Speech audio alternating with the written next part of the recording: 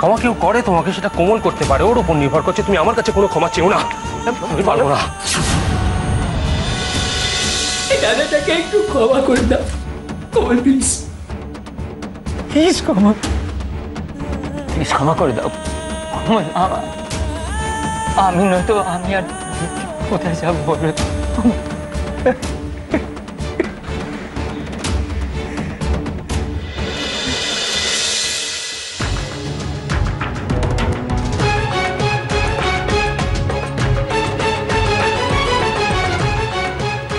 বাবা, এই বাড়ি আমার নয়, তাই এই বাড়ি থেকে থাকবে আর কে থাকবে না সেই সিদ্ধান্ত নেওয়ার আমি কেউ নয়। এখন আপনারাই ঠিক করুন আপনারা কি করবেন।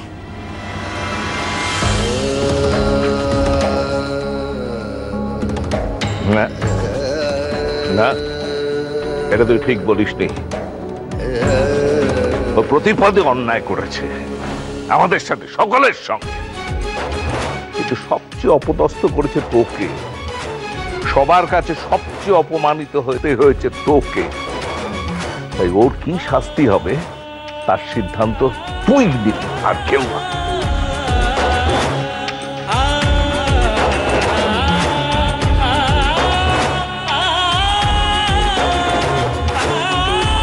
কাউকে ক্ষমা করার মতো স্পর্ধা আমি রাখি না বাবা, কিন্তু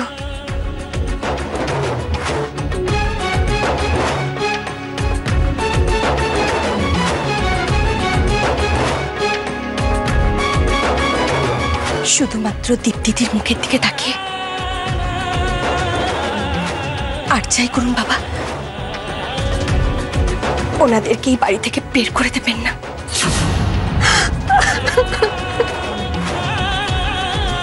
কিন্তু বাবা,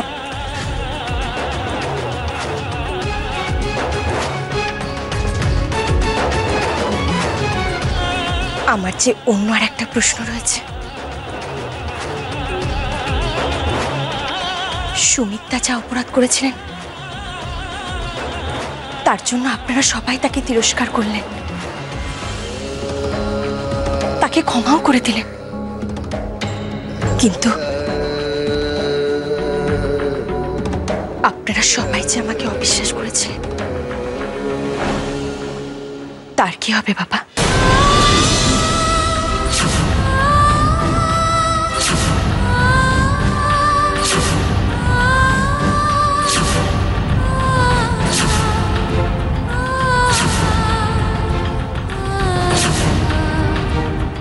এবারে প্রত্যেকটা মানুষ আমাকে অবিশ্বাস করেছে,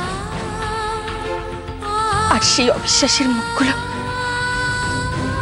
আমি কি করে ভুলি বলুন তো বাবা? আমি বুঝতে পারছি কোমল, সবার তোকে অবিশ্বাস করার কারণে তোর মনের ওপর দিয়ে কি ঝড় বয়ে গিয়েছে। কিন্তু দেখ, এখন সত্যিটা জানার পর আমাদের মনে তো বড্ড অপরাধ বোধ জাগছে, তাই না? সেটার কথা একটু ভাববি না? সবার মনে অপরাধ বোধ জাগলেও তো আমার কাছে ওই দিনগুলো আর ফিরে আসবে না সোনামা। আর এত অবিশ্বাস নিয়ে আমি কি করে বাঁচবো বলো তো? কোমল দেখো না, আমি তোমার একটা কথা বলছি, যা হয়েছে সব তো আমার জন্য হয়েছে, আমার অন্যায়ের জন্য হয়েছে।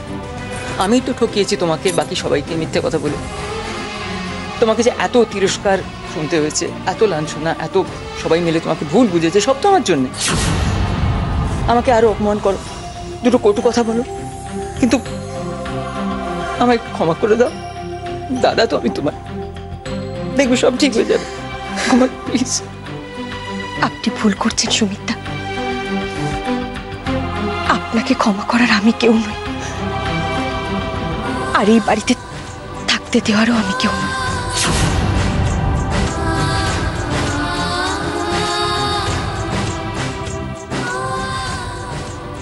আমি জানতাম একদিন না একদিন এরকম একটা ঘটনা এ বাড়িতে ঘটবেই। শুধু তোমার জন্য কোমলকে বাড়ির সবার সামনে অপমানিত হতে হলো। সবাই কোমলকে অপমান করলো। কিন্তু একটা কথা জেনে রাখো, বাড়ির আর সবাই তোমাকে ক্ষমা করলেও আমি তোমাকে কোনোদিনও ক্ষমা করতে পারবো না, কোনোদিনও না। মীরা, বলছি যে কোমল তো তোমার সব কথা মানে, তুমি আরেকবার বলে দেখো না। কি বলবো বলো তো বৌদি, কোন মুখে যাবো ওর সামনে সেটাই তো ভেবে পাচ্ছি না। একটা উপায় হয়তো আছে। মল্লার, তুই একবার যা না, দেখ না ওর অভিমান ভাঙাতে পারিস কিনা। এই যা।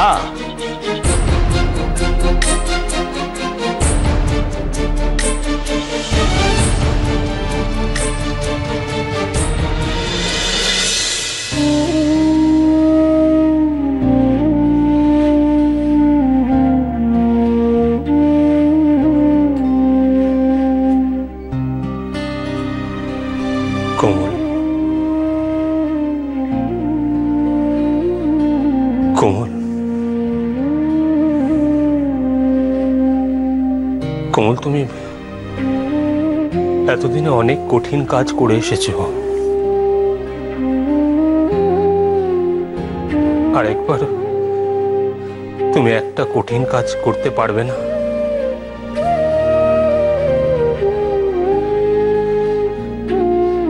কোমল, তোমার সব অভিমান ভুলে গিয়ে তুমি আবার স্বাভাবিক হয়ে যাও না কোমল। আমি জানি আমি বড় ভুল করেছি, সব থেকে বড় ভুলটা আমার। আসলে আমি কি করবো বলো দেখি? যে বাড়ির মানুষেরা তোমাকে এত ভালোবাসে, এত স্নেহ করে, সেই বাড়ির কোনো মানুষ তোমার সম্বন্ধে এত বড় মিথ্যে কথা বলতে পারবে সেটা আমি কখনো ভাবিনি। আসলে আমার দোষ কোমল, আমার ভাবা উচিত ছিল। আমি সে কথা না ভেবে আমি তোমাকে অবিশ্বাস করেছি, তোমাকে যা নয় তাই বলেছি। আমি তোমার সঙ্গে খারাপ ব্যবহার করেছি কোমল। আপনি অন্তত আমার কথাটা বিশ্বাস করুন, আমি যা বলছি সত্যি বলছি, একটাও মিথ্যে বলছি না। দেখো কোমল, আমি চাইছি তোমাকে বিশ্বাস করতে, কিন্তু এই রিসিপ্ট কপি আর সুমিত যে কথাগুলো বলছে তার উপর নির্ভর করে আমি তোমাকে বিশ্বাস করতে পারছি না। কোমল, তুমি আমার চোখের সামনে থেকে চলে যাও। আমি তোমাকে জাস্ট সহ্য করতে পারছি না। বড় ভুল করেছি কোমল, বড় ভুল করেছি, কিন্তু বিশ্বাস করো আমার কাছে কোনো উপায় ছিল না। আসলে আমি যখন হসপিটালে ভর্তি ছিলাম প্রতিটা মুহূর্ত আমি তোমাকে কাছে কাছে পেতে চেয়েছিলাম। আমার খাবারের প্রত্যেকটা গ্রাস যেন তোমার হাত থেকে পাই, আমি সেটা চেয়েছিলাম।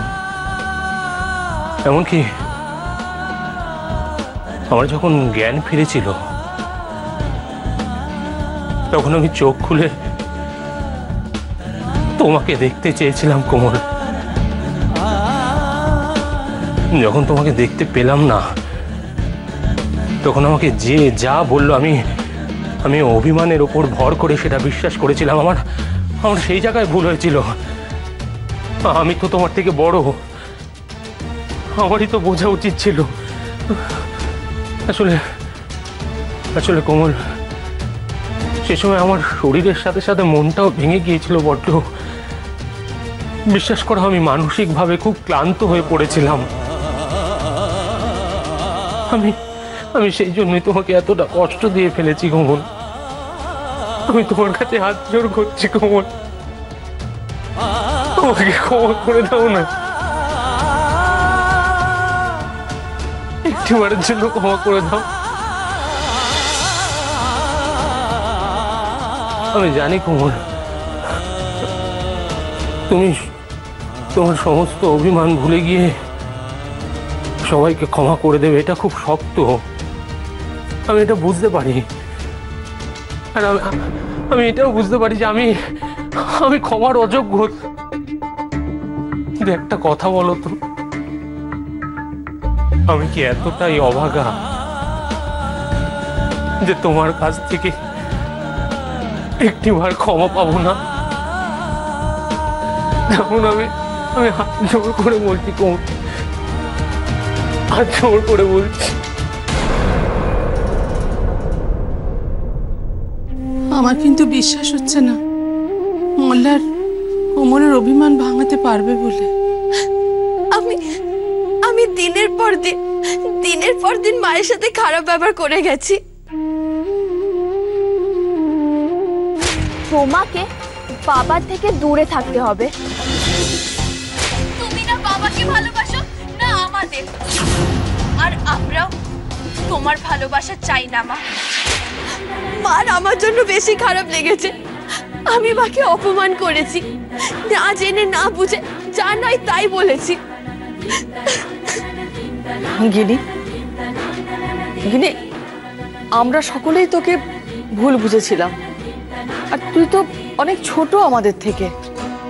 তুমি যাই বলো ঠাম্মি, দোষটা আমারই। যে মা সবসময় আমাদের ভালো চাইছে তাকেই আমি এরকম বলেছি।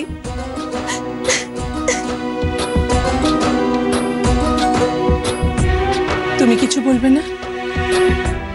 যে মেয়েটার নিন্দে না করে তুমি কোনোদিন জলস্পর্শ করোনি, আজকে এই অবস্থাতেও তার বিরুদ্ধে তুমি কিছু বলবে না?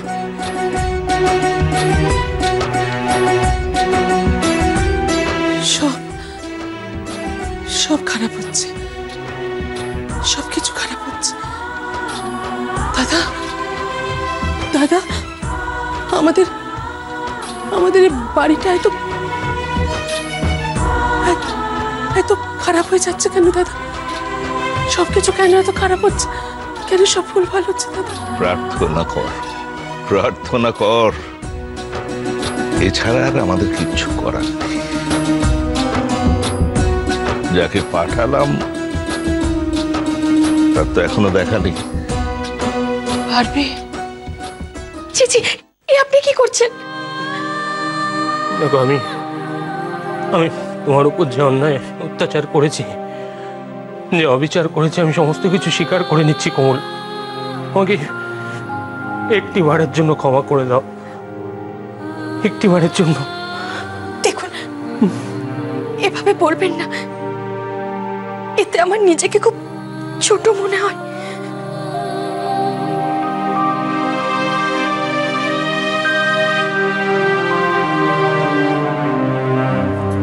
কোমল, আপনি আমার ঈশ্বর। ঈশ্বরের কি ভক্তের কাছে ক্ষমা চাওয়াটা শোভা পায়, নাকি ভক্ত তার ঈশ্বরকে ক্ষমা করার দৃষ্টতা রাখে?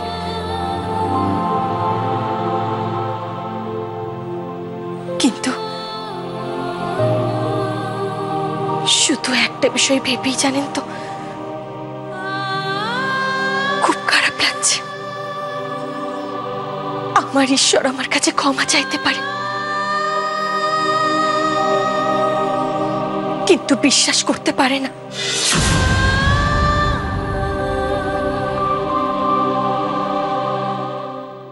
আমি আজ আবার এক নতুন পরীক্ষার মুখোমুখি হতে চলেছি,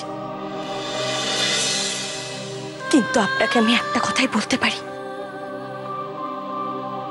নিজেকে প্রমাণ করার জন্য আমি আর কোনো পরীক্ষা দেব না। এতে আপনাদেরকেও ছোট করা হবে, আর নিজেকেও ছোট করা হবে। আমি পরীক্ষা দিতে দিতে ক্লান্ত হয়ে গেছি।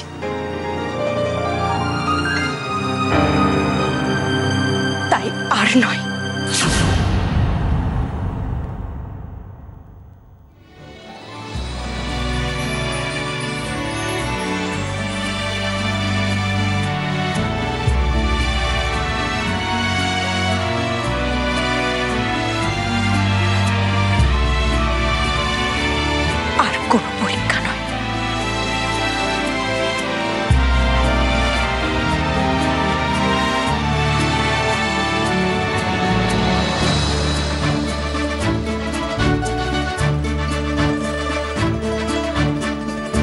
এ তুমি কেমন তুমি চোখের তারায় আয়না ধরো, এ কেমন কান্না তুমি আমায় যখন আদর করো। এ তুমি কেমন তুমি চোখের তারায় আয়না ধরো, এ কেমন কান্না তুমি আমায় যখন আদর করো।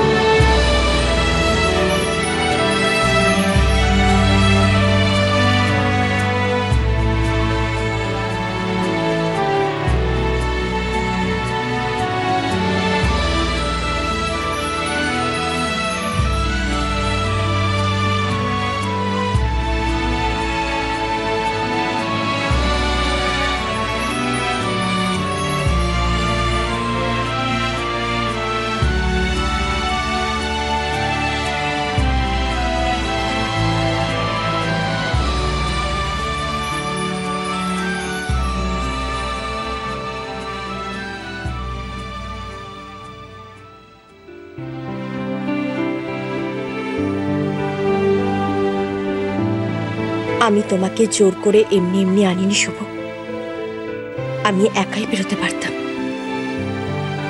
কিন্তু এখনো যে তোমার সাথে আমার থাকতে ইচ্ছে করে, তোমার সাথেই সময় কাটাতে ইচ্ছে করে। কি করবো বলো শুভ?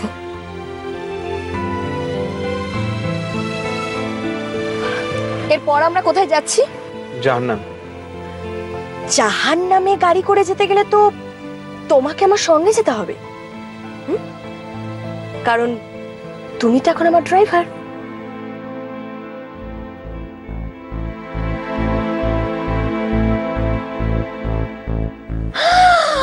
শুভ শুভ শুভ, এখানে গাড়ি দাঁড় করো, দাঁড় করো, দাঁড় করো, আবার গাড়িটা এখানে দাঁড় করো না। উফ, বাপরে বাপ। কি হলো, এখানে দাঁড় করাতে বললে কেন? আইসক্রিম খাবো। তো খাও, কে আটকেছে? পার্স আনতে ভুলে গেছি, সত্যি বলছি, আমি না একদম ভুলে গেছি পার্সটা আনতে। তুমি তুমি একটা আইসক্রিম কিনে এনে দাও না।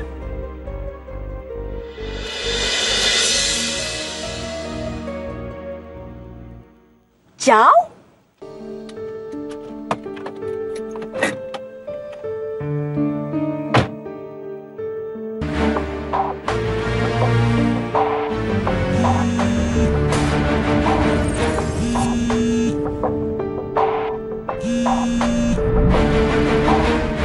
মনিকা,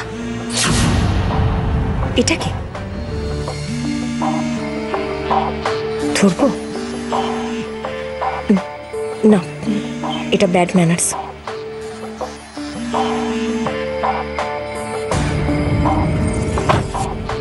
থ্যাঙ্কস। এটা মনে হয় ফেলে গেছিলে। মনিকাটাকে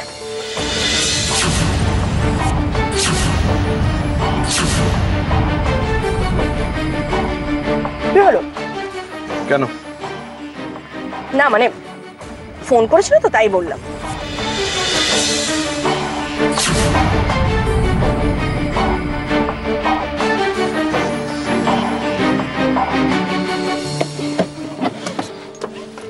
করি, অতিরিক্ত কৌতূহল আমার পছন্দ না।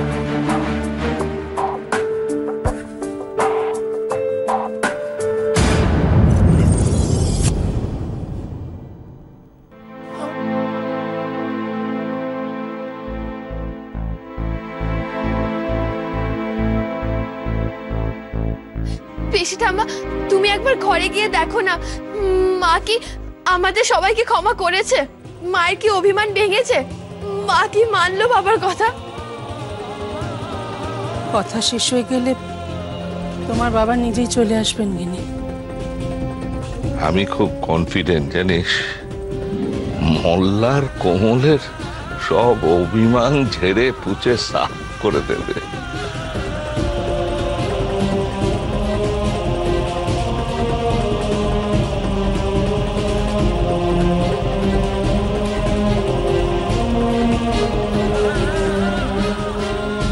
ওই তো মল্লার আসছে।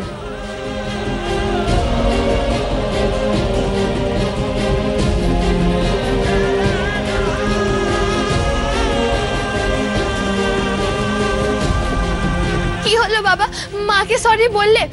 মা কি বললো বলো না বাবা। কি হলো রে মোল্লা? হেরে গেলাম বাবা, হেরে গেলাম। আমি কোমলের অভিমান ভাঙাতে পারলাম না বাবা।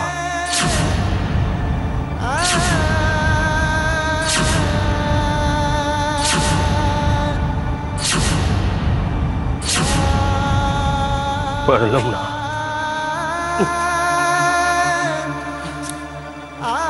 মোল্লা, ভেঙে পড়লে তো চলবে না। আমাদের আমাদের চেষ্টা তো করতে হবে আবার, যাতে কোমলের অভিমান দূর হয়। চেষ্টাটা আমাদের চালিয়ে যেতেই হবে। হ্যাঁ বাবা, যে করেই হোক মাকে বোঝাতেই হবে।